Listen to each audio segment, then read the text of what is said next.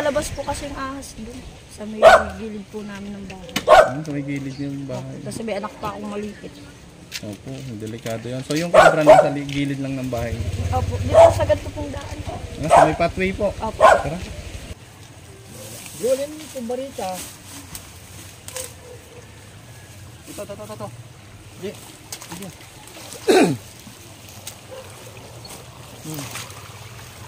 Ayan guys yung buntot niya.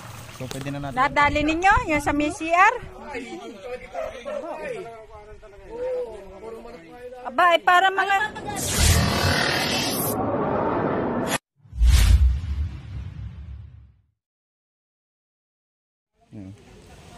So yan mga tol, magandang hapon sa inyo. So nandito po tayo sa Barangay Isla Verde sa Tayabas, Quezon. Barangay Upias. Barangay Upias. Ayan, sila na po yung nagsabi kung nasan tayo. Isla Verde.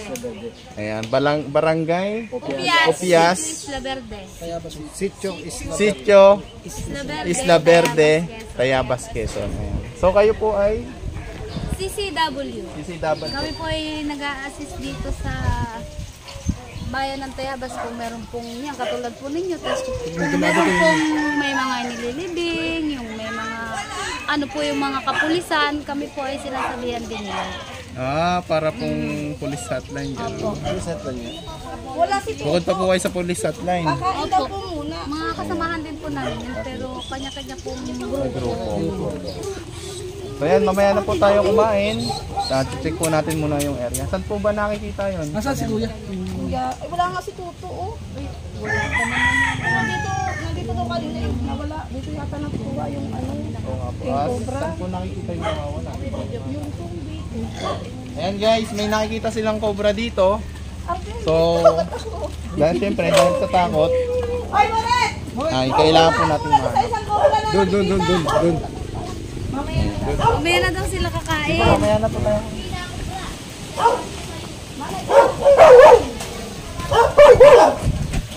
Ayan, kasama natin ang CCW at sila po yung nag-a-assist sa mga kababayan natin dito sa Tayabas.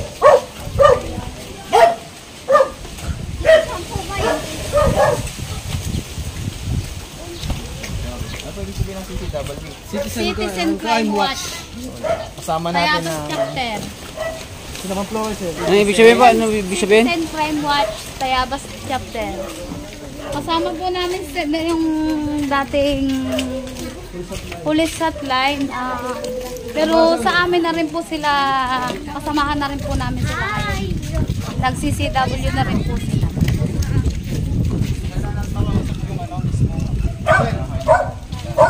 Dapat yung nakuha ng telepono? Doon po. Sino po yung nagpapahuli, ma'am? Wala pong nagpapahuli, ma'am. Ayan, si... So, yun po yung... Yan pong naka... Ayan, guys, panghuli namin ng cobra, kailangan po may nagpapahuli. Hindi po kayo basta-basta nanguhuli ngayon. So, ayan, kaya in-interview po natin kung sino yung nagpapahuli. Required po sa amin yan, sa Cobra Team. Yan, te, ikaw ba? Yan. So, interview natin. Ano po yung nangyari? Ano yung naging sitwasyon? Wala, ay nalabas po kasi yung ahas doon. Sa may gilid po namin ng bahay. Sa may gilid yung bahay. Kasi may anak pa akong maliit. Opo, delikado yan. So, yung cobra nasa gilid lang ng bahay. Opo, dito sa ganito pong daan. Sa may pathway po. Opo. Tara. Sabay na po pala, kami po pala Tall Cobra. Ayan. So kami po yung tumutulong sa mga gantong problema. Kasama po ang aking team.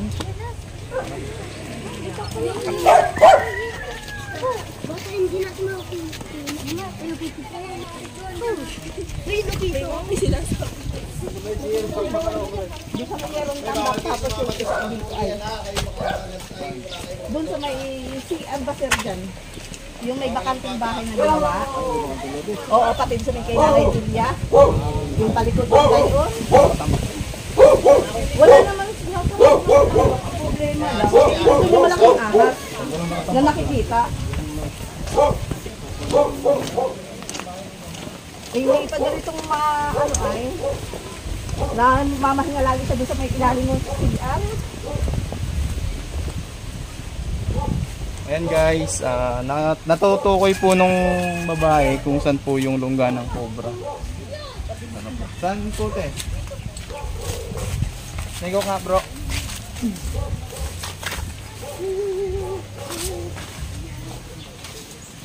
Meron ito. Yan.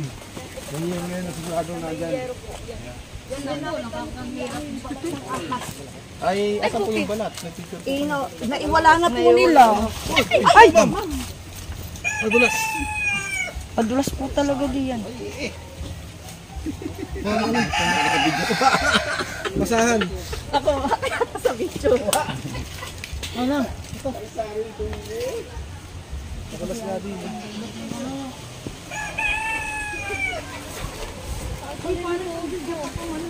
Check mo nga yung video ni Ting Loy. Check mo nga yung mga video ni Ting Loy kung saan ka tuturo. Mamaya, ito muna. Alam mo yung dulas niya? Bali, panoodin mo yung cellphone na naka-video sa akin.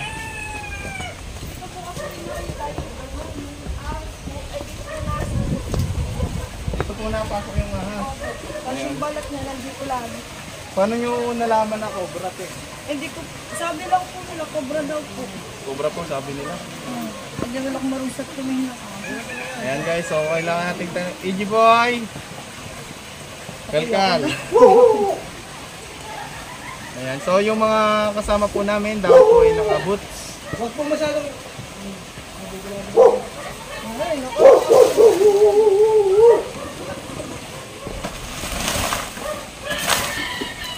So, assist mo siya. Panoorin mo yung mga video niya.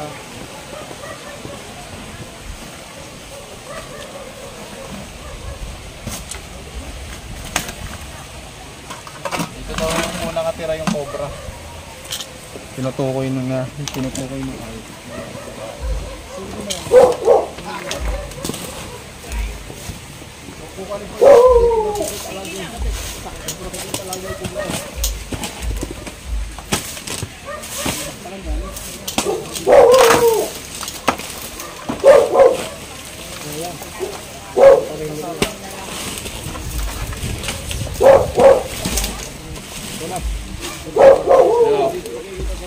Balat na.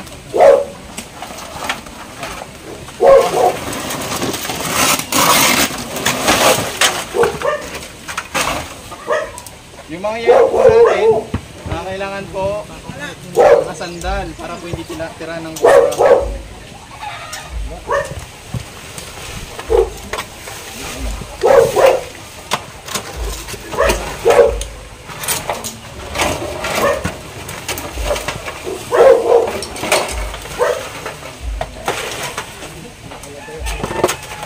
May balat.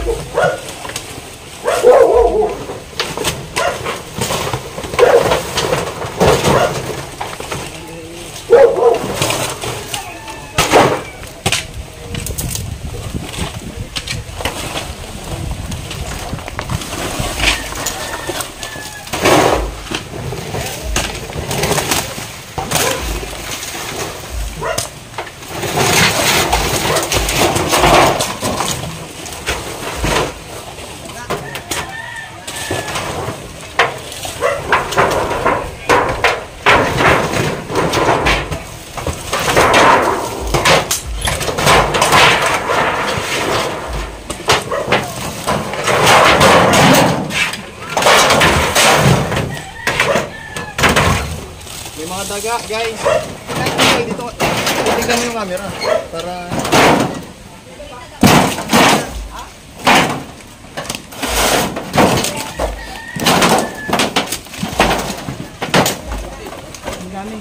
ayan guys, may mga daga po kayo nakita. So, yun po yung pinupuntahan ng cobra dito. May itlog pa oh, balot. Sino kumain nito? Wala. Wala.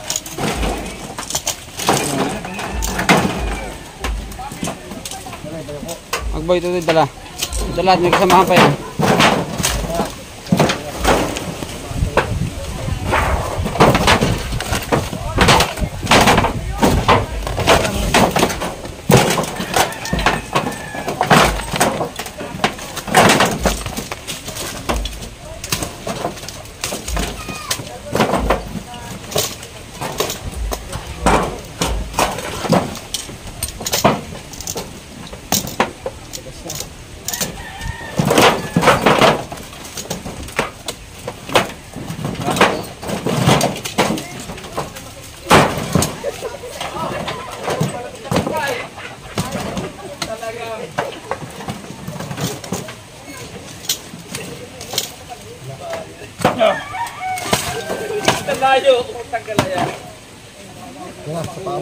Kita ng mga... Ayan guys, wala tayong nakita. So, wala na po siya dito. Dito na sabi nila. Tignan natin dito sa mga gilid-gilid. Para makuha na po natin. Sampo ate. Sampo.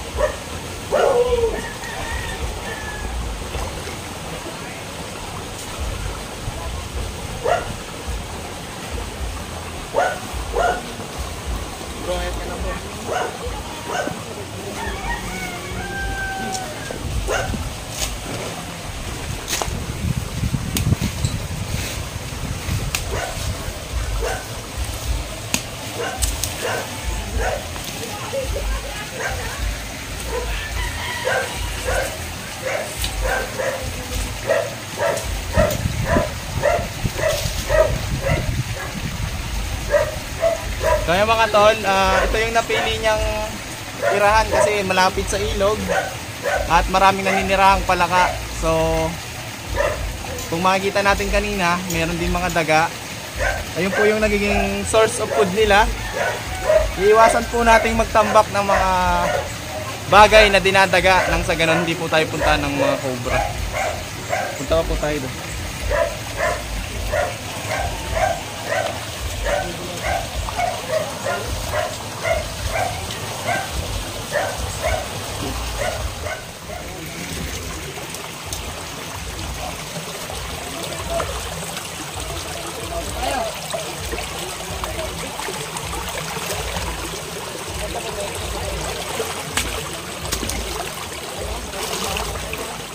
Ayan guys, andito lang tayo sa likod bahay nila. So, karugtong ba tong tubig na hinahanapan natin?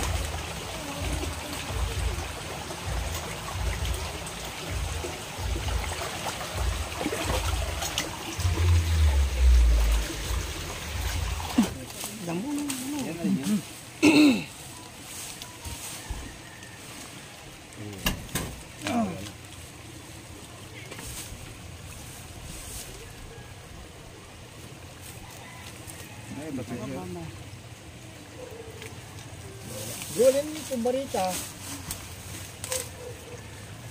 Ito. Di.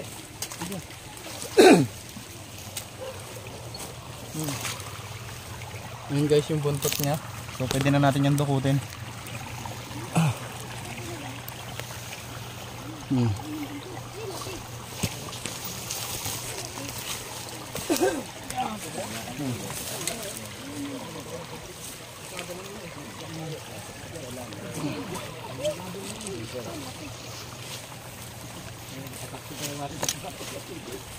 Eggnog. Eggplant.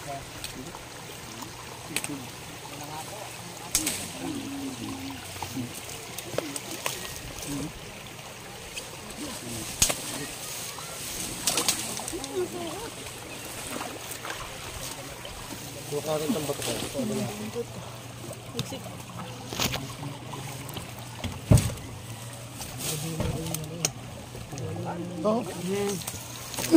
Dito.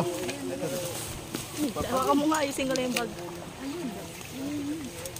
So ayun mga tol, nakita na natin dito yung cobra. Ayan. Oh.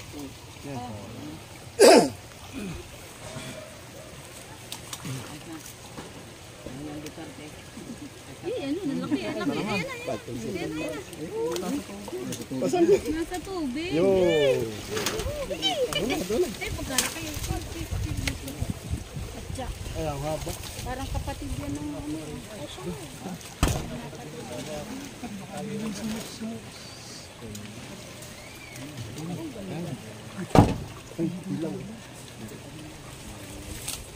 Papalit-balat na. Pagkalaki. Hindi.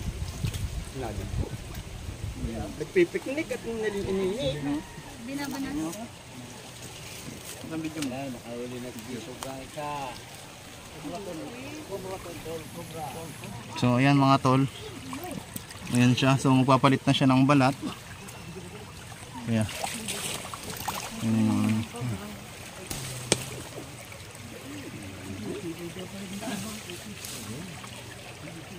Grabe yung sisid niya sa ilalim.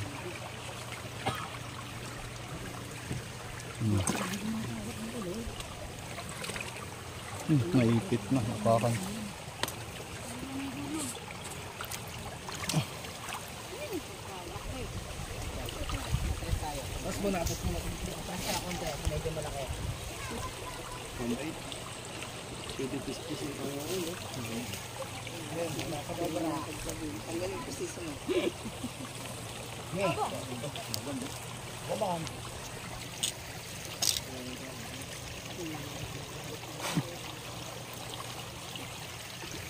So ayan po yung nakita natin dito mga tol. Papalit balat na kaya very sensitive yung kanilang katawan at malapit sila sa tubig.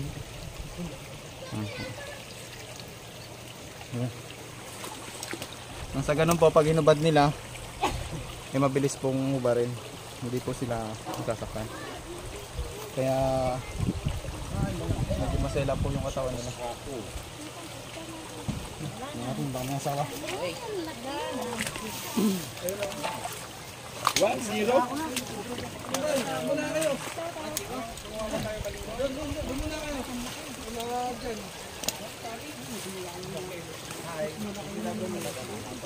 Ay, ba lang ibaw yan? Yan ay Philippine Cobra. So yung mga tol, nung nakaraan, kailan po kayo nakahuli ng King Cobra? Mga tol, anong nakaraang araw lang, sila po ay may nahuling King Cobra at napatay po nila. So ito po mga tol. Mga ilang feet to, sir? Kuwan po yan ay 3 metro. So nung sinukat nila, Lipat ka lang natin. ay nasa 1 dipa at kalahati.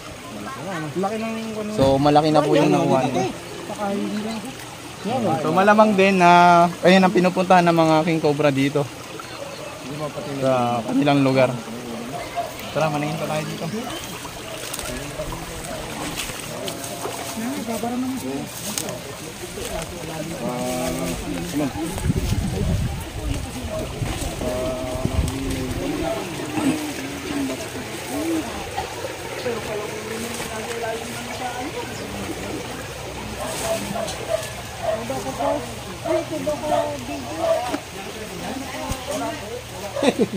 Hindi ba ka?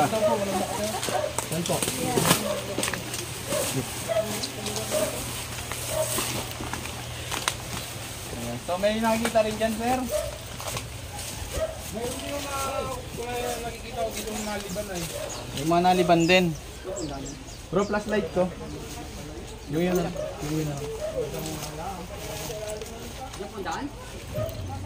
Titignan muna natin to.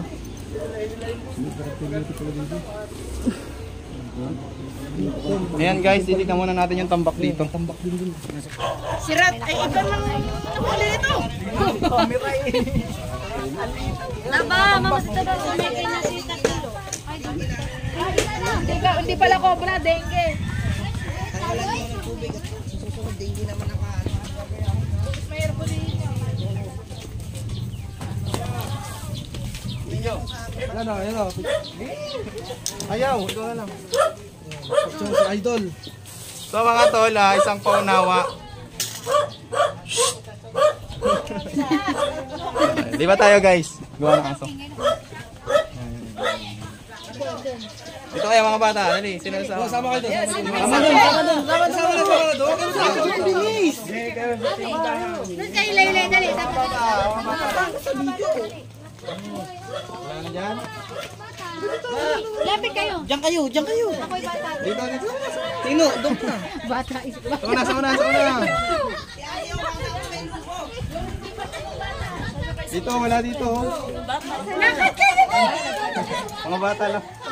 Ganyan ka na kayo. Dali.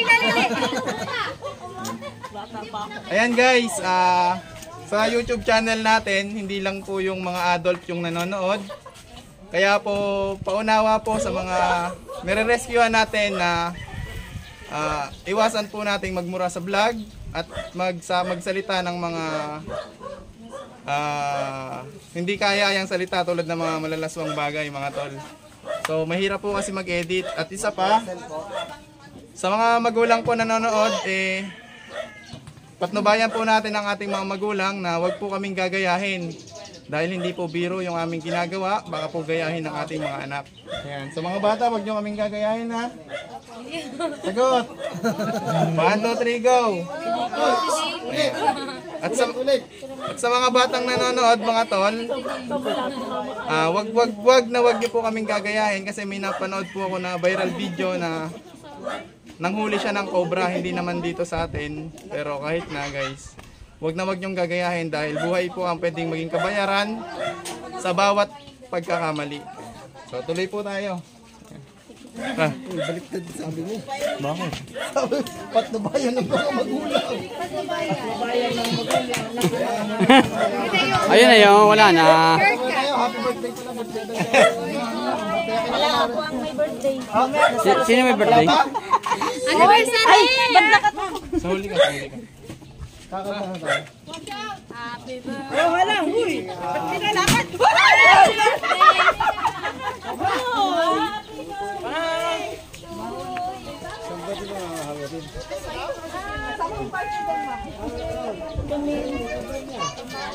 Shout out!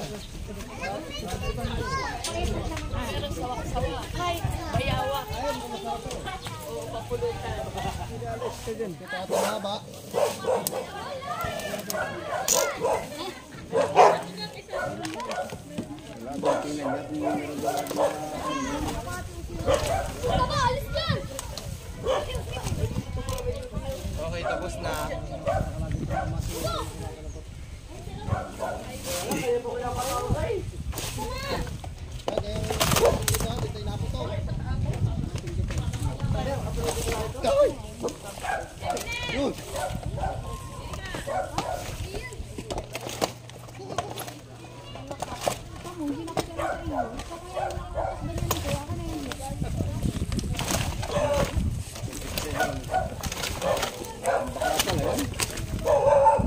Wala, mababaw lang ang tambak.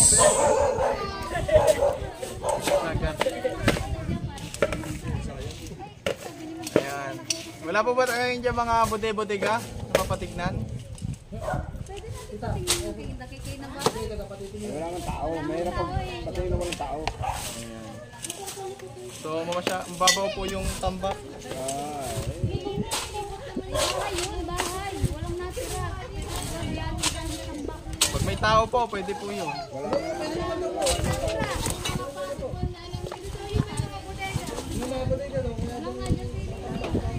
Okay, turo nyo na po para po wala nang madamay.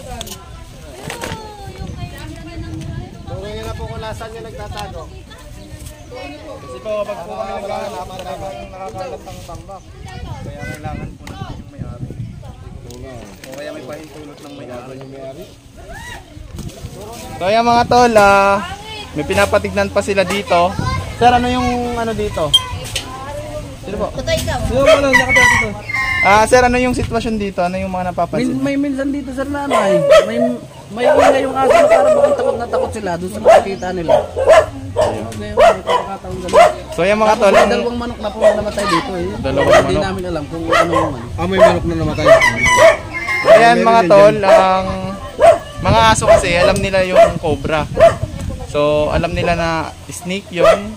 At nagbibigay sila ng babala na wag lalapit sa kanila. Kumbaga, binabantayan nila yung mga amo nila. Alam nila yung panganib, no? Kaya nag-iingay sila para marinig din sila ng mga amo nila nang sa ganon makaiwas po sa disgrasya. So minsan ang mga alaga po nating aso ang umaharap sa mga cobra para po tayo maligtas nila. So tara, tignan natin.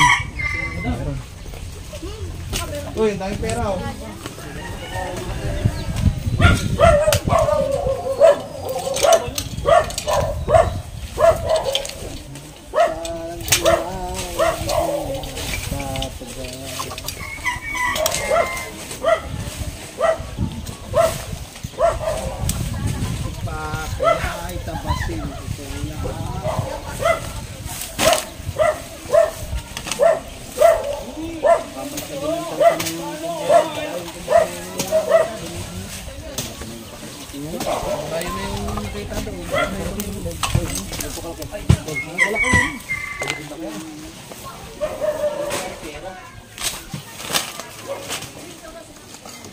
Ayan, bang.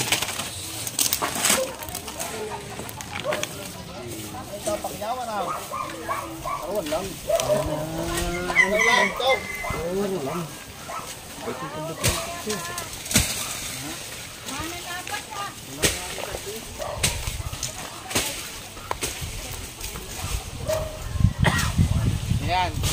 So sa sitwasyon, sir, wala namang mga tambak. Ayan guys, sa tuwing makakita ng king cobra, iba-iba yung reaksyon ng mga tao. Papakinggan natin mga tol kung ano nga ba yung mga nagiging reaksyon ng tao kapag nakikita yung king cobra. At ito yung nagiging dahilan para patayin nila yung king cobra. Tara. Si sir, isa sa naka-encounter ng king cobra. Sir, ano yung naramdaman niya nung makita niya yung king cobra? Aba, kayo nagulat. Dahil unang ina nakakita ng ganong alaking ahas. Pagkahaba, tsaka ganggal baraso ko ang laki. Tapos ang haba, ay kung baraso ko na lang ay paano kung halimbawa makadali pa ng mga bata yun, buti nga tayo, hindi naman kasi namin makakayuli ng buhay yun eh. Dahil talagang takot kahit ano man, yan ang hirap nun. Anong ginawa nun sir nung... Ay di pinatay. Paano nangyari? Hinampas siya ng kahoy na mahaba. Ayan na nga mga tol, nakuha po natin yung cobra na tinutukoy nila ate. Ayan, so katatapos lang natin magmerienda at tayo po ay magpapaalam. So ayan natin, anong masasabi mo sa grupo? Marami pong salamat sa inyo at nahuli niyo po yung ahas. At kung di po nyo nahuli ay marami pa pong batang matutuklaw ng ahas. Ayan. So yun nga lang po mga tol, at kapag may kailangan nyo po ng tulong, ay itawag nyo lang po sa amin. Yun lamang po at maraming salamat.